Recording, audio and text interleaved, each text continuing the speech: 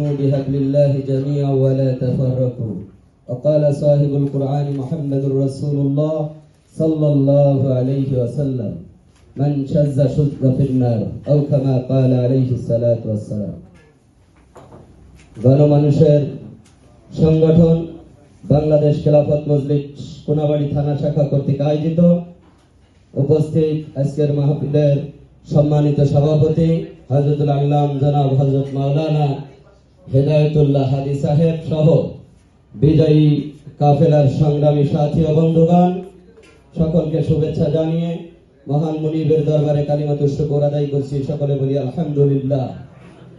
সম্মানিত হাজিরিন, আজ আমরা এমন একটি সময় উপনীত হয়েছি যেই সময়টা গোটা বিশ্বের জন্য একটি ক্লান্তি লগ্ন। মুসলিম উম্মার আকাশ জুড়ে নাস্তিকতার ঘনঘটা, ইসলাম বিদ্বেষী সকল ধর্ম অবলম্বীদের ইসলাম ও মুসলমানদেরকে মিটিয়ে দেওয়ার নেপথ্য ষড়যন্ত্র, যার জ্বলন্ত প্রমাণ হচ্ছে ফিলিস্তিন। আজ আমরা ইফতার নিয়ে বসেছি।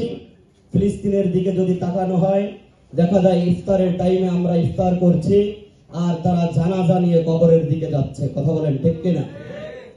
আমরা যখন সাহারির সময় উঠে সাহারি গ্রহণ করছি, তাদেরকে দেখি তারা তাদের অস্তিত্ব রক্ষার জন্য, ঈমান রক্ষার জন্য লড়াই করে যাচ্ছে।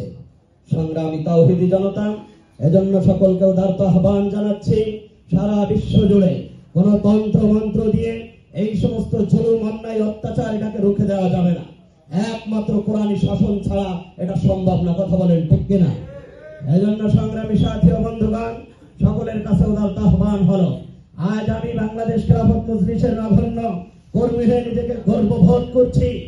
এই খেলাফত মজলিস, এটার উদ্দেশ্য হচ্ছে রাষ্ট্রীয়ভাবে কোরআনের হুকুম বাস্তবায়ন করা।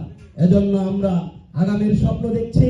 আগামীর বাংলাদেশ হবে বৈষম্যহীন বাংলাদেশ, আগামীর বাংলাদেশ হবে কোরআনের বাংলাদেশ, আগামীর বাংলাদেশ হবে খেলাফতের বাংলাদেশ, আগামীর বাংলাদেশ হবে মুসলমানের বাংলাদেশ। নাসরুম মিনাল্লাহ ওয়া ফাতহুন করিম।